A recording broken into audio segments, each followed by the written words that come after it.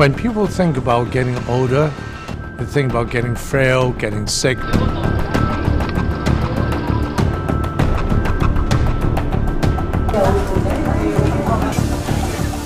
I think that getting older can be a great opportunity. You know, if you can remain healthy, you can do so many things.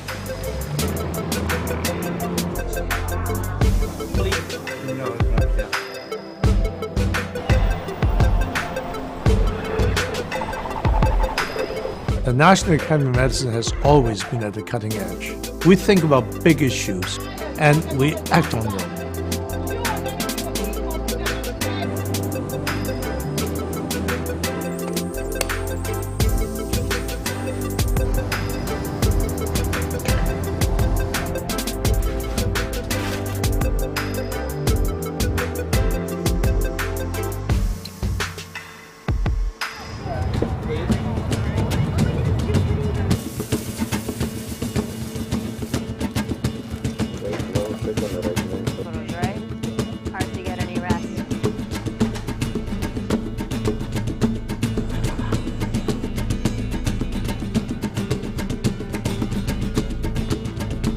Prizes like this have changed the world.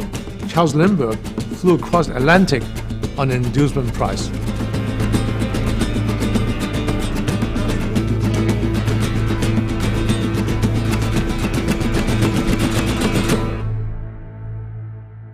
evening. Come a little closer, I don't bite. There's lots of room up here. Thank you. Thank you, Jay, for coming up. So I'm Victor Dzau. I'm the president of the National Academy of Medicine, and of course many of you are members. You know who I am, I hope. And others are guests, so I welcome all of you for being here. And we are here to launch the Grand Challenge Global Competition on Healthy Longevity. And you saw this tape, or maybe you didn't.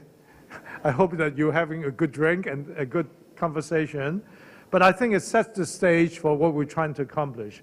And my remarks will be, brief, but also give you an idea of what we're trying to do and what we hope, indeed, to move these important issues forward. So, all of you know, at the National Academy of Medicine, our job is to look at how to make a difference. And when we look at our work, we look at three areas of priorities.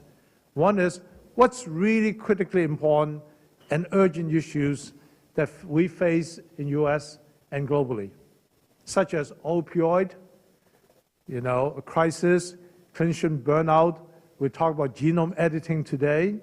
And second is to say, how do we fulfill our charter, our mission, to advise the US government and the nation and globally in the direction of healthcare. And the third is to inspire the nation, and that's what we're here for. Inspire everybody from different sectors, different communities to work together towards a big goal, a big audacious goal, which is shown in this slide.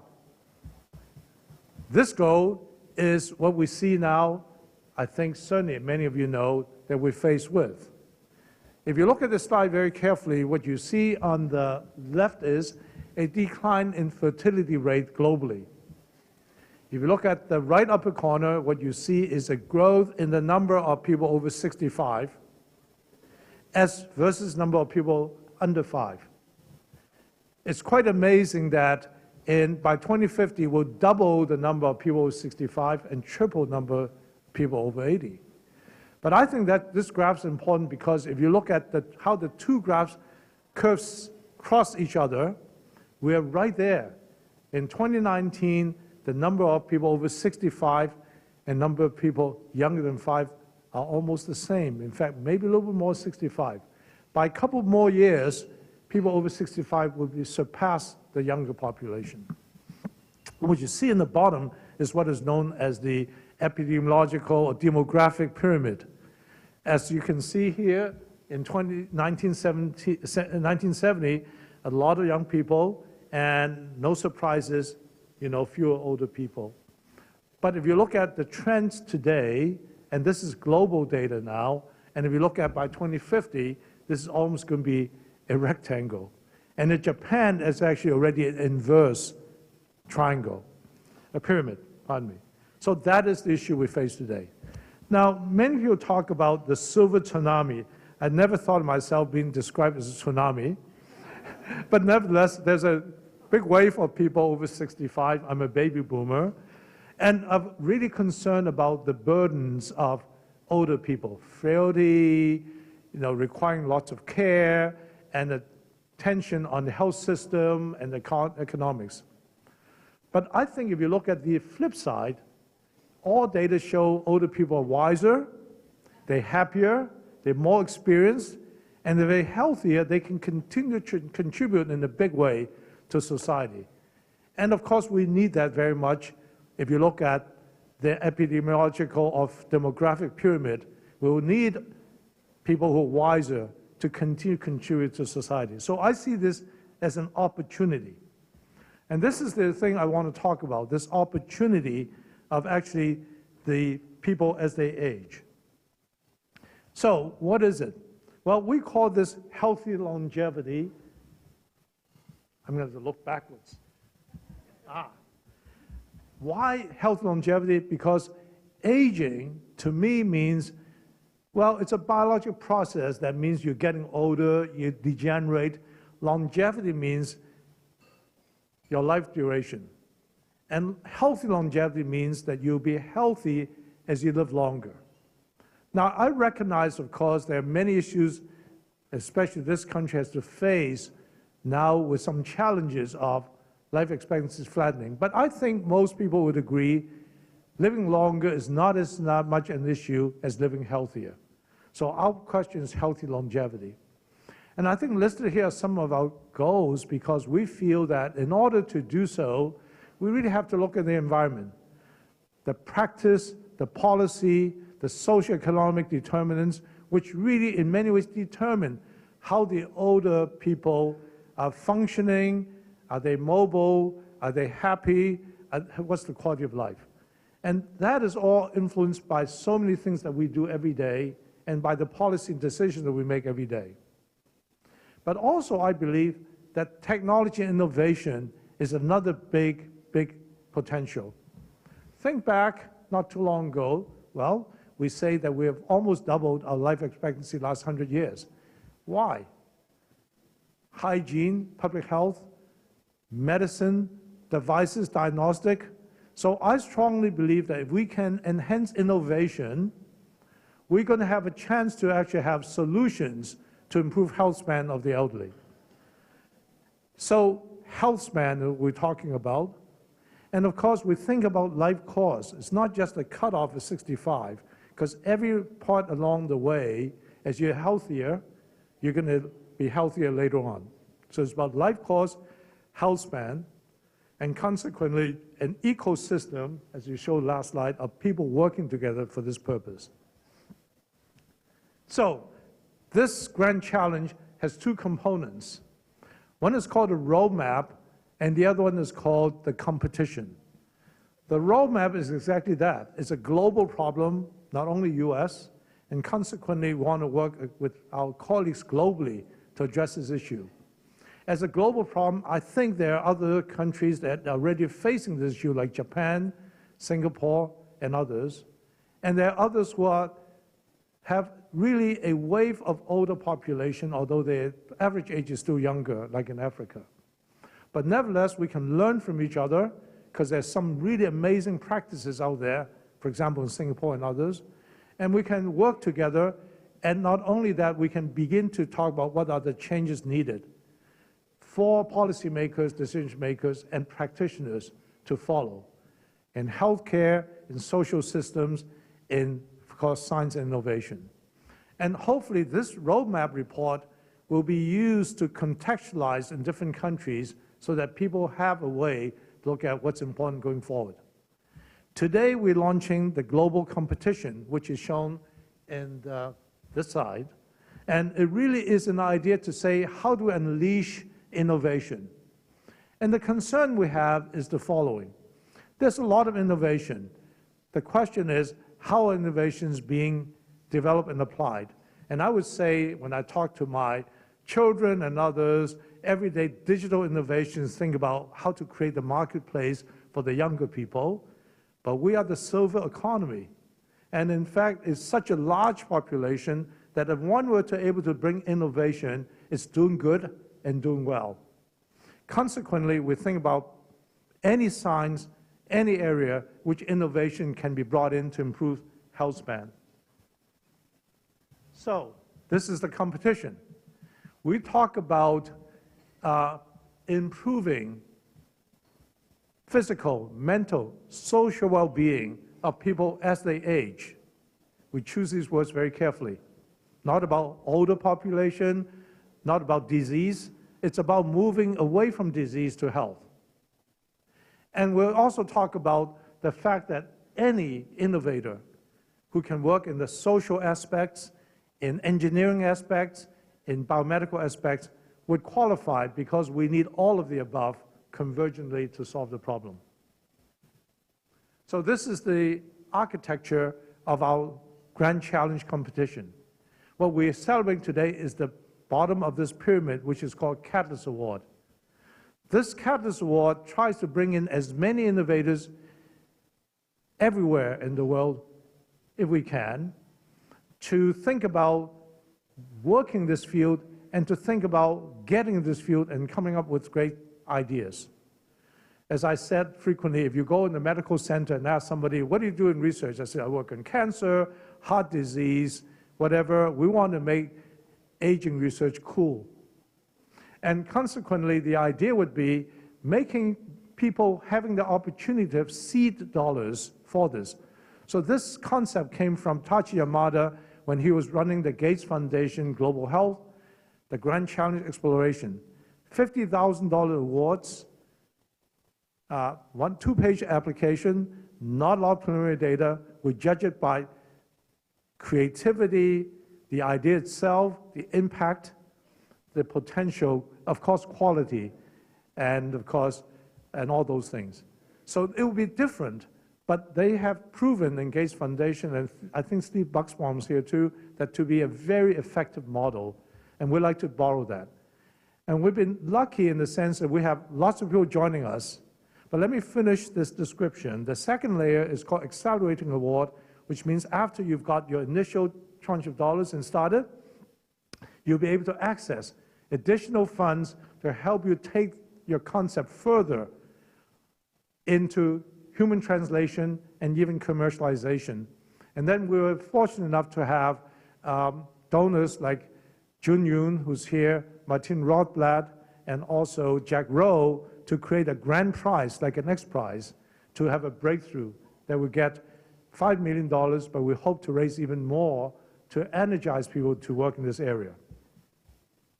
So I have an outstanding design committee. I'm looking backwards, but I can know who they are. Tachi Yamada, who will be up here talking shortly, and Bob Horvitz from MIT are the co-chairs. And you can see we've got some dynamite people. Some are here. I see Ed Holmes here. And of course, you can, well, of course, Rod Pettigrew, who's here from engineering, Rod, and many others I won't want to go over, except to say that there are people who know the X Prize well, that includes Keith Powers and others who help us, and there are many others who's been part of this conversation. So we've been very lucky.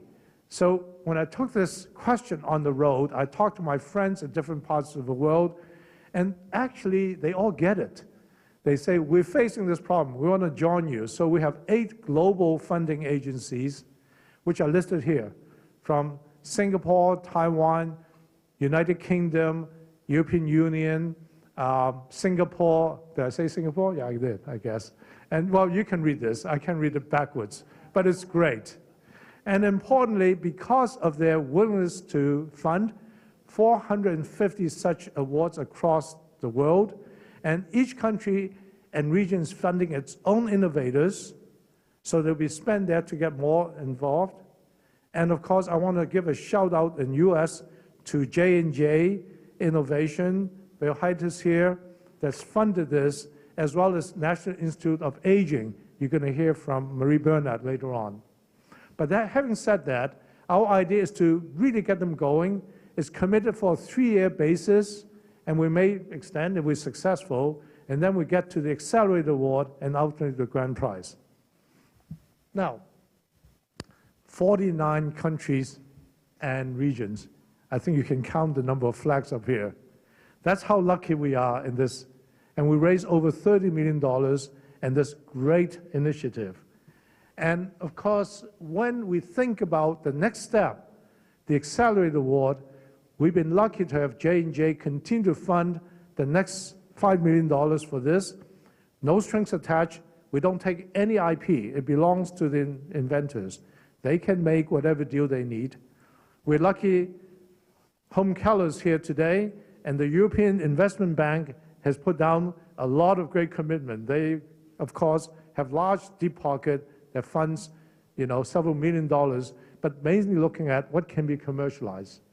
And Japan Ministry of Economy, Trade, and Innovation, and now with Takeda, has also made a commitment. So we have the opportunity for these Catalyst Award and not constrained by country to be able to access these dollars.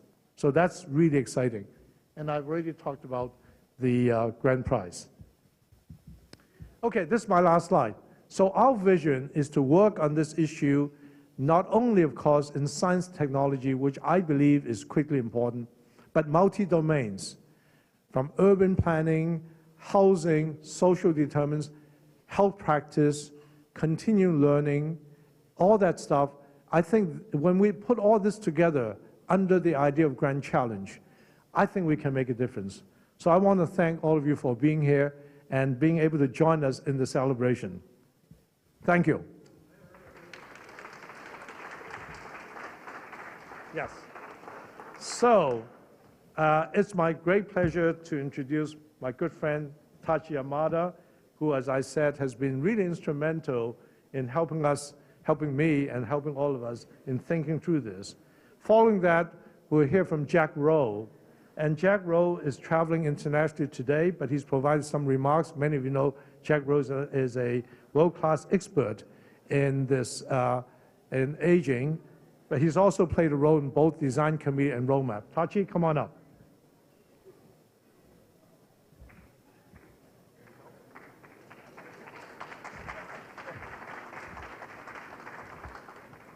Thanks, Victor. You should know that Victor said, I'm going to say a few words, and maybe you can add a few words. He said everything to say, so there's very little room for me to add anything of value. I want to thank Victor for where we are today. I wasn't sure this day would ever come when we first started almost 3 years ago on this project. And he's done an amazing job involving countries from all over the world to make it happen. And to raise the money to allow us to move forward. When we first started talking about this project, it was really in the context of Victor trying to differentiate what is the difference between a National Academy of Medicine and an Institute of Medicine. And a critical element of the National Academy of Medicine would be to take proactively important issues of broad relevance to all of society, starting with medicine and science, and how we could make a difference in the new National Academy as opposed to the Institute of Medicine. And of course, aging came up as the most important opportunity. Now, of course, aging has, as Victor noted, a slightly negative connotation. Unfortunately, we all age. But the idea of longevity and a healthy longevity seemed like an opportunity not only for creating a better, more productive, happier world, but also as a focal point for innovation. And that's why this program has two components. One, to create a roadmap for how we get there, and a second is a component focused on innovation. Innovation is a word that is often overused. I don't know of a company logo that doesn't have somewhere on there innovation. But in reality, innovation takes two forms. There's evolutionary innovation, That's what most companies do. And there's revolutionary innovation. That's when innovation changes the society, fundamentally helps to understand the world in a completely different context.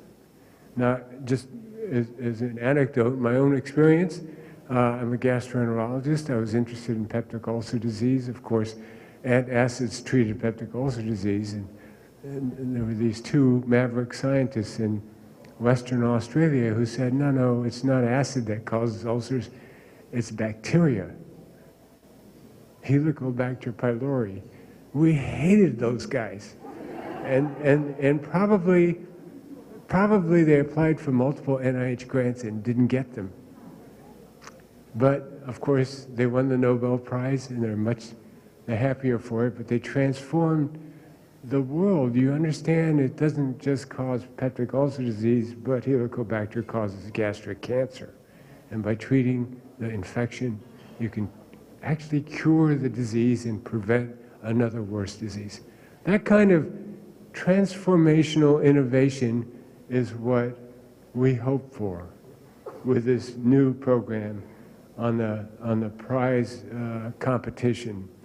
We're looking for innovation that can transform the process of longevity, of being able to be productive and healthy long into our senior existence. There's so much advance in science to help this area. We've begun to understand the process of tissue degeneration and regeneration. We understand how cells senesce and die, and how cells can be kept alive longer.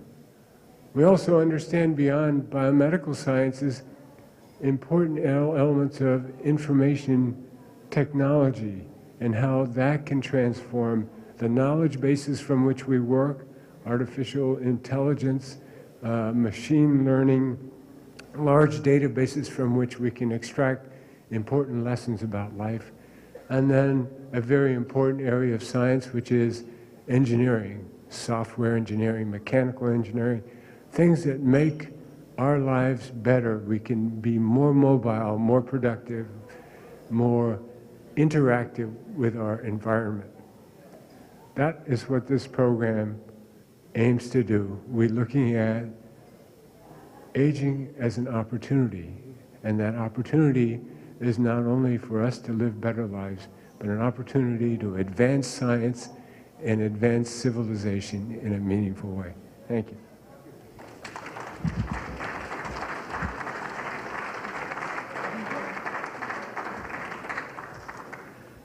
Thank you, Tachi.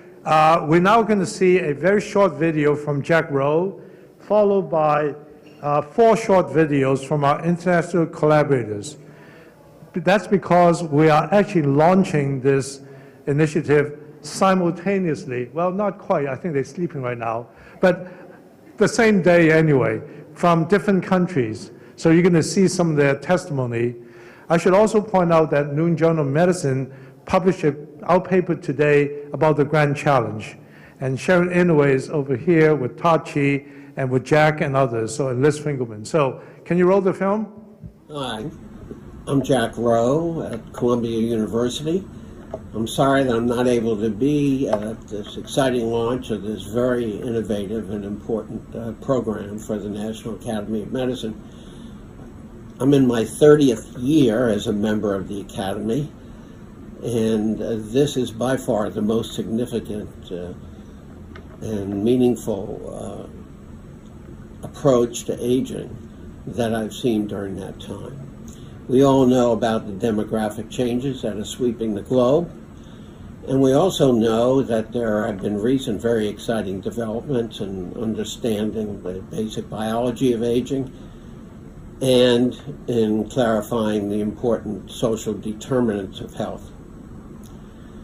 The National Academy of Medicine has decided to meet the challenge associated with global aging with this very, very important two-pronged effort that you're launching today in Washington. And there are a couple aspects of it that I think are particularly meaningful. One is that it's truly global, unlike many or most of the activities in the National Academy. And the second is that it includes several very, very important partners. The Academy has been able to attract corporations such as Johnson & Johnson and institutes of health from around the world, and governments and private donors to come together to support this effort. I very much look forward to participating in the program going forward, and I'm very confident that it's going to have a meaningful effect. First of all, ladies and gentlemen, thank you very much for giving me such a wonderful opportunity to speak about the grand challenge and the collaboration with the National Academy of Medicine in the United States. Perhaps many of the audience understand that Japan is a super aging country, and we have some responsibility to open up the opportunity to the other countries to save the super aging planet.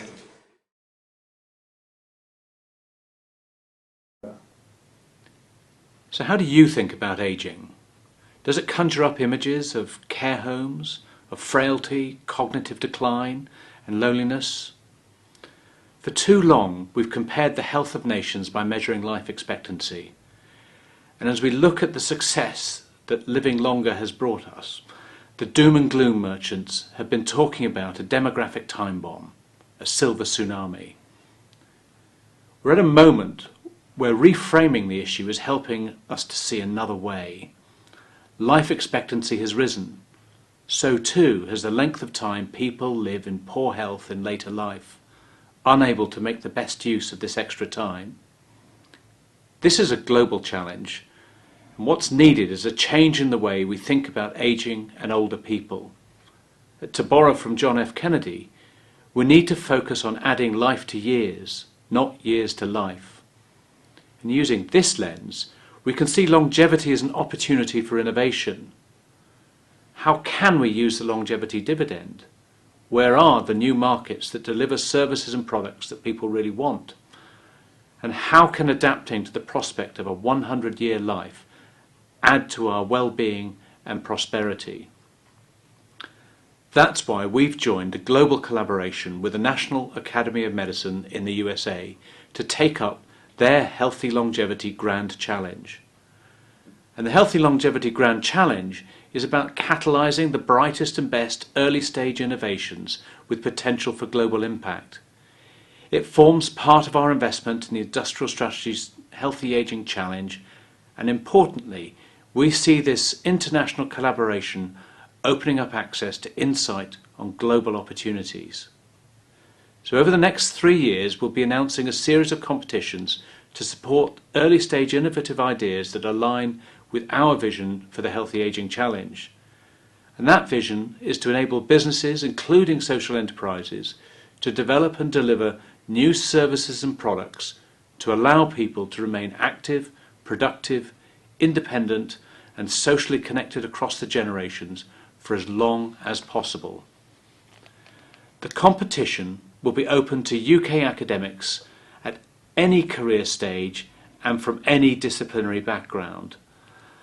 The awards will fund the staff time and the resources needed to meet a key milestone that demonstrates the potential of their idea. We expect that the initial investment will put awardees in a strong position to secure further support to take their idea forward, whether that be a business case to secure funding to commercialise their idea or a case to fund further research. Successful UK applicants will be part of a global cohort of Catalyst awardees, and they will also join UK Research and Innovation's portfolio of healthy ageing investments, which will give them access to additional support and opportunities. So look out for the opportunities, which will be published on our website. This is your chance to be part of a global movement seeking to impact all of our futures for the better.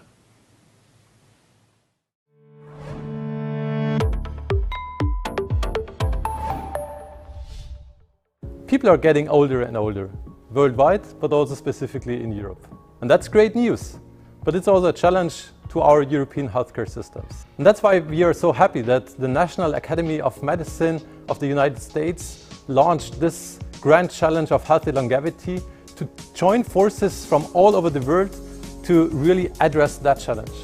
We at EIT Health, one of the largest healthcare initiatives worldwide, and an institution with all the global players, all the academic institutions, but also clusters all over Europe that have that one goal, that one aim to make life better for European citizens. We have been running a great program for already 4 years, our Head Start program.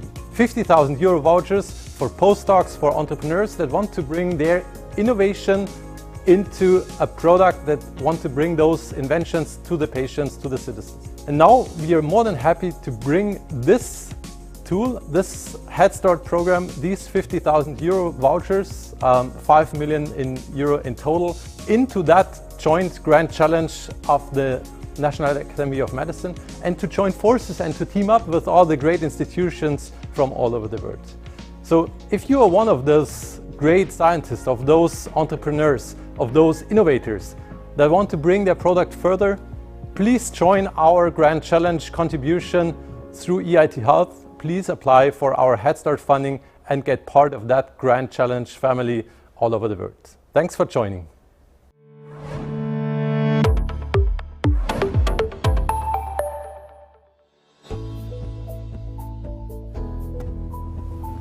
Academia Sinica is proud to be a collaborator in the Healthy Longevity Grand Challenge.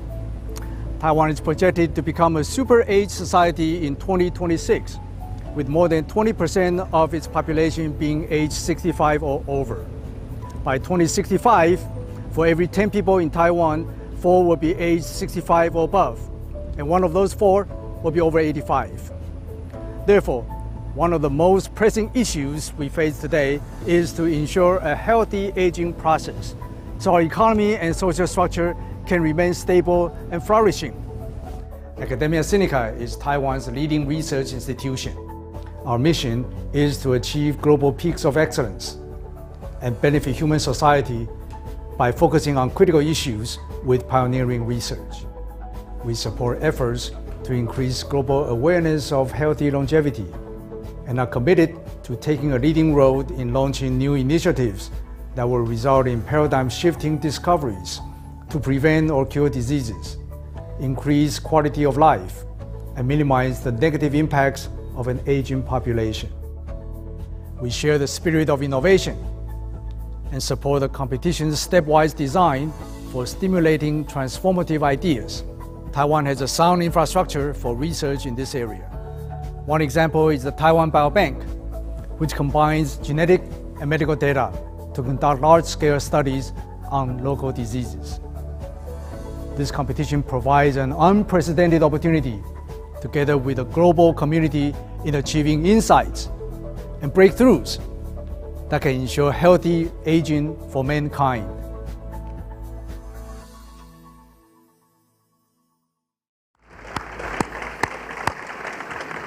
So before we have you continued your gathering socially, I want to say that we're very honored and privileged to have the U.S. government leaders here today to say a few words. That is Kelvin Drogmeyer, who, as you know, is the Director of Office Science and Technology Policy at the White House. Lance Robertson, the Assistant Secretary for Aging at HHS and ACL, and Marie Bernard, the Deputy Director of National Institute on Aging. So may I first ask Kelvin to come on up here.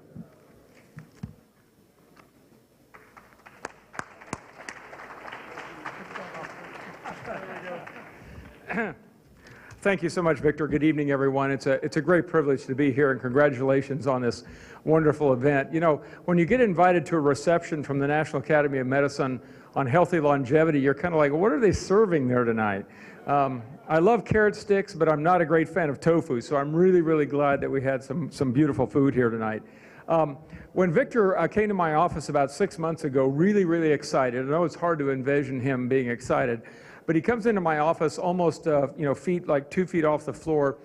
He's describing this effort, and I just was so taken by it, how it's so completely revolutionary and inspiring, how it's got these wonderful components. It's got an international focus. It's got many, many players. He had the funding lined up, although it wasn't all locked down, but he was just presenting this whole thing to me. I was like, how do you say no to this guy? How do you just say no to this guy? You just can't do that. And so I was really, really taken by that. And as I've learned more about the initiative, and I look at what the role of OSTP is, and that is basically to ensure that America leads the world in science and technology, research and education. I'm really excited by the tremendous leadership role that we are playing, but also with a wonderful group of international partners. And one of the key things that I worry about every day at OSTP is, are we empowering discovery and innovation among all of the folks here in the country, our graduate students, our postdocs, our faculty, our researchers, and so on. And you look at this initiative, you see discovery and innovation everywhere. One of the things I focused on in our guidance memo to agencies this year was taking big risks on big ideas. Now, this is a big idea. So I have a poster child in this wonderful Healthy Longevity Initiative that has been put together to say, the foundation of this is really, really big thinking. This is not incrementalism. In fact, the bottom layer of that pyramid fundamentally is risky, I'm talking about intellectual risk now, risky ideas that have potentially very, very large payoff. But it also has scaling up and translation. That pyramid, I think, is absolutely fantastic. It's really a wonderful role model. And the private sector getting involved to innovate as well. The use of grand challenge is hugely important. There's a lot of focus on that in the Trump administration, and it works very well. But I'm also excited to say that this data liberation concept, where there's massive amounts of data in the federal government that could be extremely important to this initiative, we're focused very much on liberating those data responsibly and making them available for research and private sector innovation. And finally, I would just say the strong support of the White House is behind this completely, because if you look at the R&D guidance memo to agencies, there's a whole section in there of 5 top priorities. There's only 5. Health and the bioeconomy are one of the 5. So this really hits the sweet spot of health and the bioeconomy. At OSTP, of course, we're focused with our many partners, VA and DOD and others, on veteran suicide prevention, which is not just obviously for veterans, but others. So as folks get older, I think the notion of aging in a healthy way is so important.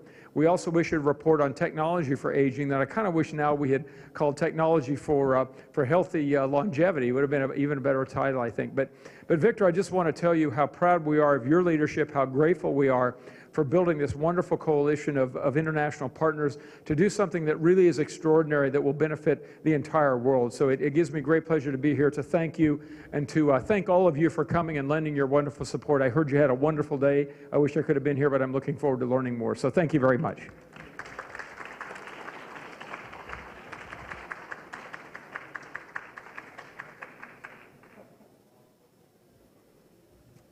Thank you, Calvin. For those who know Calvin, he's been, talk about energy. He exudes energy. I think I can't get even more high than you can. But I think he is truly inspiring the scientists and the researchers of this country. So thank you. So we're very fortunate to have Lance Robinson. Lance is the Assistant Secretary of Aging, and his job is to work across HHS, ACL, and really looking across the nation to integrate all the different strategies for aging. So thank you for being here, Lance.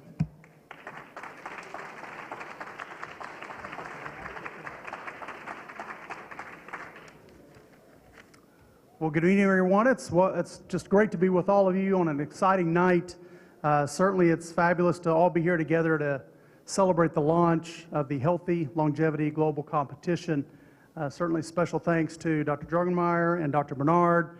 For those of you that may not be aware, all 3 of us come from Oklahoma, so we have something in common. I want to thank you, Dr. Dzau, and certainly congratulate you and your team for the launch of this global competition.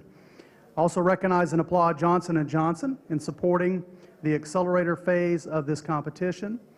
This is a prime example of how public and private entities can come together in service and tackle pressing issues of our time. And in this case, it's all about an aging populace both in the U.S. and globally.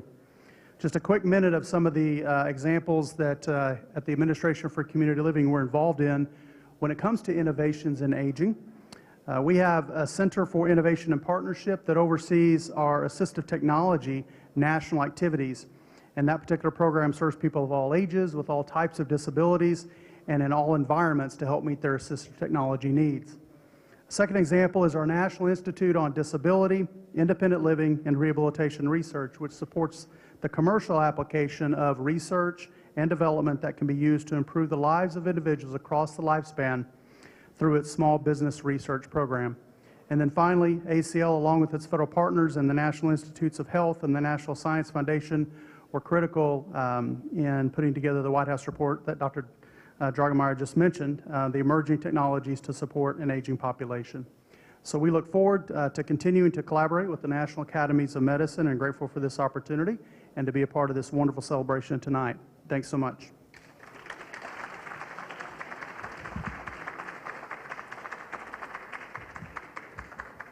Thank you, Lance, for this very, very thoughtful remarks. We appreciate it very much indeed. And of course, Marie Bernard, who's the Deputy Director of National Institute of Aging. As you know, that is our National Institute that does research. I understand they had a burst in the budget recently. It's very exciting. And I've always said that when you look at aging budget, research budget at NIH, right? Cancer, heart disease, but I think you guys are beginning to catch up. So Marie, come on.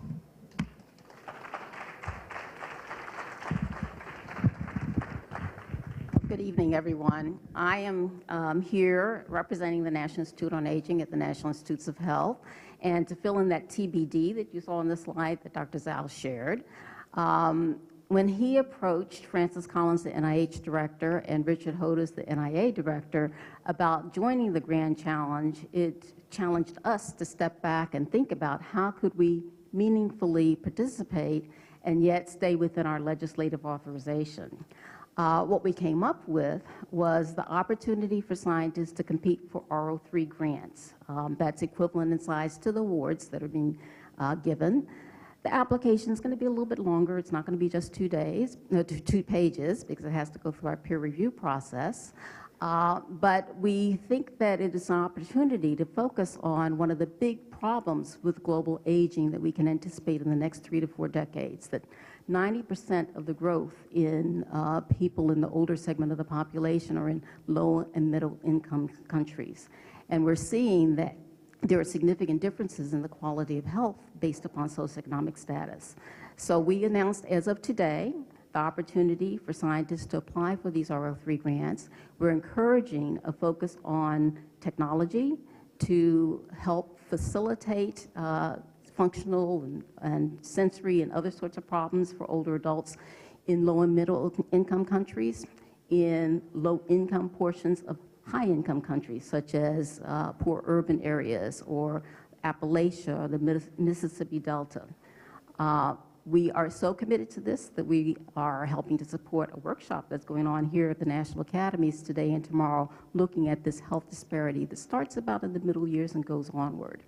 And we're certainly encouraging technology that's going to focus on helping people living with dementia and their caregivers, because that's all part of healthy aging. So we are really pleased to be part of this initiative. We think that there are going to be a number of innovative responses to it, and we look forward to our grantees being able to participate in stages 2 and 3. Thank you.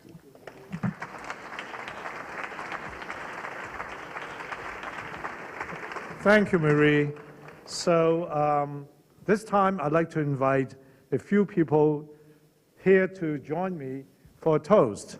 And these are members of our design committee who are here tonight: Tachi Yamada, Jun Yoon, Ed Holmes. I think we're going to stay down here. Yeah. The stage is not big enough for all of us. Rod Pettigrew, Bill Haight from Johnson & Johnson. You heard I introduced him before. And we have representatives from our global collaborative organizations. Claude Summers from the UK Research and Innovation. Claude, great to have you. And Takiko Sano from the Japan Agency for Medical Research and Development. Home Keller from Kinner Foundation, an important partner in Europe. And finally, of course, Liz Finkelman our staff director, who has just done a fabulous job. I have to give a shout out for doing all that work we're bringing together. And of course, I'd like to recognize it all came together because of Laura De Stefano, Michelle Toplis, and Olivia Ramirez.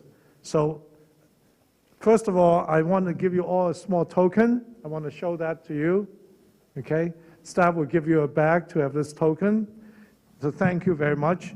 And I would like to, therefore, you join me in a toast. Now, I don't have one.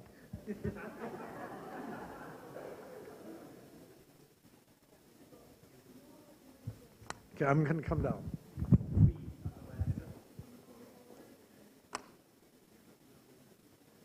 It's in your talking points. Huh? It is. It's here. Yeah. Okay. Yeah. Do you want me to take the microphone? No, you need it. Oh, I need one.